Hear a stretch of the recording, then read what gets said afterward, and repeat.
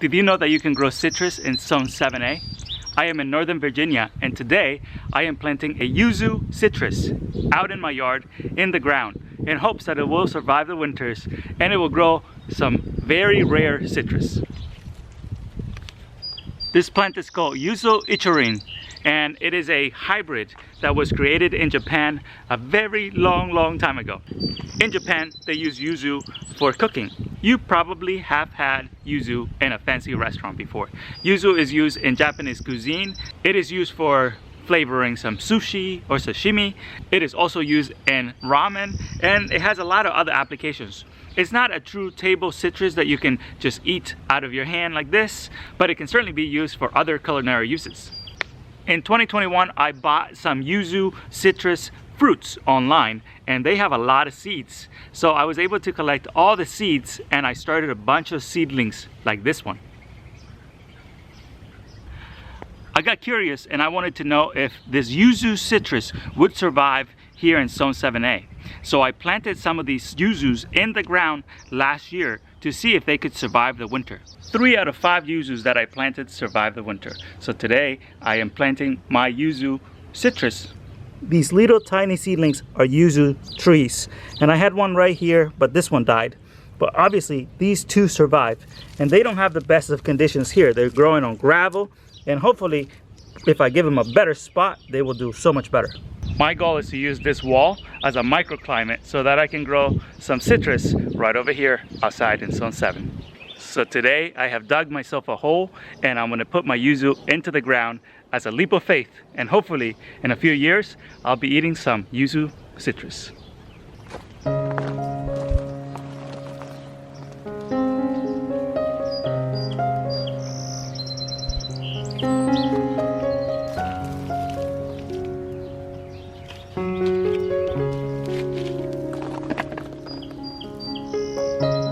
This part right here is where the graft is. So you want to make sure you bury this at the soil level that the pot was in.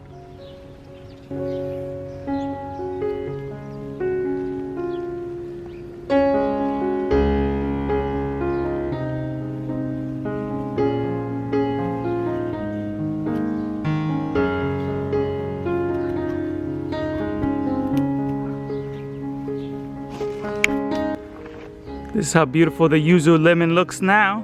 And now it's in the ground, and hopefully in a few years we'll have some fruits and I can show you guys.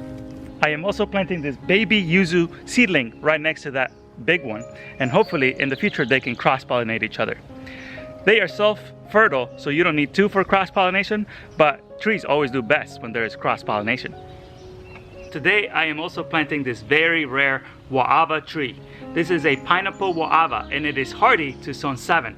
And I know this because the place where I bought it from, they have a humongous tree growing right outside of their store, and it is like 20 years old. So it has survived all of the winter frosts that we have had here in Zone 7.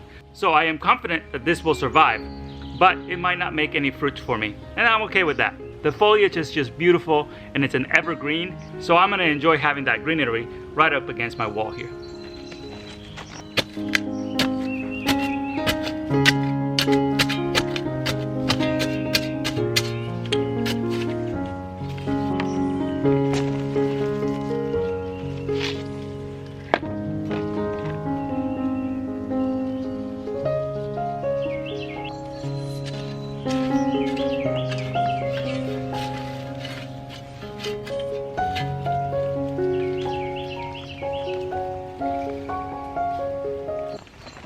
I also have this trifoliate orange growing in my yard, and this trifoliate orange is definitely going to produce some fruit.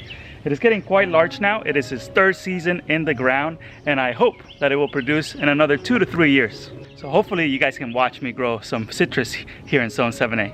I've always been a vegetable gardener, and last year I got into some of the rare citrus varieties, and I just want to grow things that are not common here in Zone 7A. So I spent a lot of my free time researching what plants grow in this zone and what other plants I could push a little bit to grow here. I am also going to try to grow a loquat tree here. I have a friend who grows one outdoors, but it doesn't produce any fruit, and I have a seedling from his, so I'm going to be planting that out as well. This is what the loquat tree looks. I started this from a seed from Jimmy VA. He gave me a loquat last year, and then I took that seed and I grew it out. And check out how beautiful this tree is.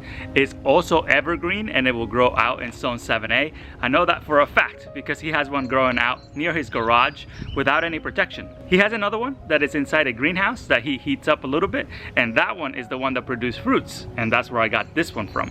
So hopefully I can get this one to grow out here. And once I build my greenhouse, if it's big enough, I might dig this one back out and then put it into the greenhouse. But in the meantime, it's going to grow outdoors. I have a ton of other plants that I'm going to be planting this year, like papayas and some taro. So if you want to see those videos, make sure that you check out the links down below, and make sure that you're subscribed to the channel so you don't miss any updates.